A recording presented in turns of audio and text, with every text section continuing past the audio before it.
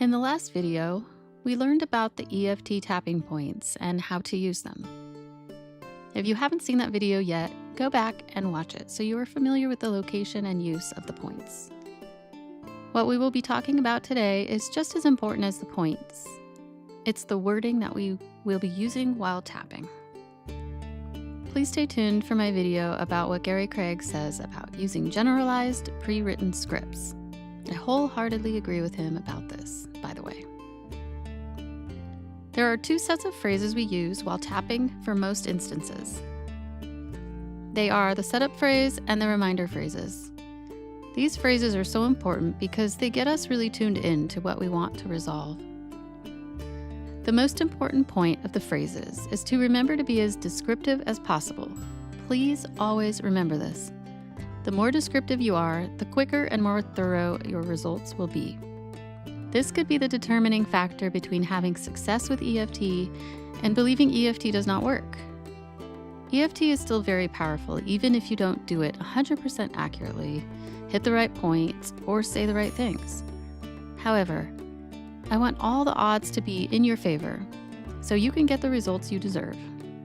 I have seen and experienced the most amazing things EFT can do, and I want everyone to have access to this powerful tool, and most importantly, have relief from the things that are plaguing you, just by using this simple and easy technique. If it's a physical pain, you are going to describe the pain exactly how it is. The type of pain, such as shooting, intense, stabbing, throbbing, dull, the location of the pain, like the right side of my head, just above my ear, close to my temple, and any other details you think will pinpoint the pain. If it's an emotional feeling like sadness, you will describe that just as thoroughly. The emotion and how intense it is, such as this extreme sadness, this overwhelming anxiety. And if it's happening while you're doing or thinking of something, you'll say, every time I think of blank, or when I'm just waking up or sitting doing nothing. I think and I hope you get the point. Now, before you start tapping, I want you to assess the intensity of the pain or emotion.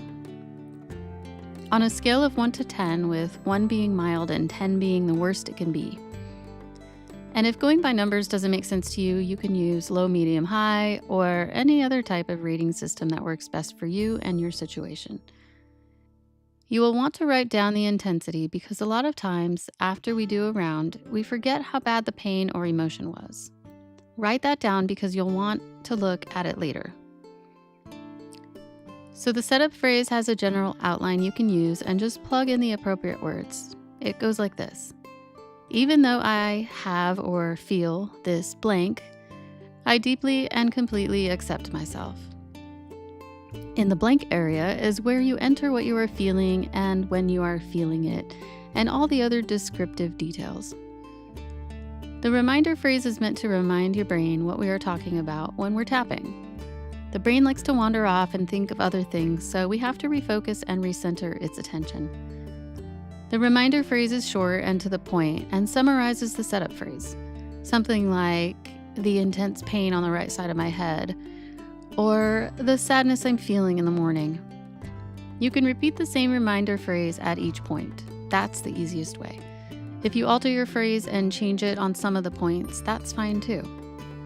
Here's an important point. We always want to say what we're trying to get rid of or resolve. We can't put anything positive in by tapping and saying something good. We're only getting rid of an energetic disruption that resulted from some type of trauma in the past. So you start with point 1, that's the karate chop point, while saying the setup phrase. Then you move through points 2 through 9 while saying the reminder phrase. Then repeat it if you need to. It's that simple.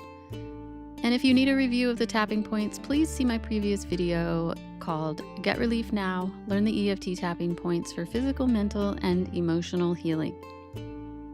Now, after you've done a round of tapping, look at the intensity you wrote down and ask yourself if it's still at that intensity.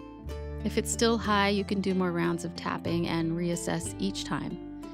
You can go as long as you need until it's mild or gone completely.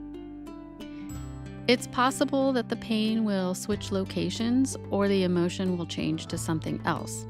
That's what we call changing aspects, and we will talk about that in another video. Basically, this means the original issue resolved and allowed something else to come through. You can go on to tap on this new aspect, but you will need to reword your phrases and start over. It's also possible that the pain doesn't resolve at all. This just means that there are stubborn traumas underneath that need to be addressed specifically. And we will talk about this in another video. So that's it. You're on your way to tapping out and resolving painful issues. Next time, I will walk you through a complete round of EFT tapping. See you soon. Bye.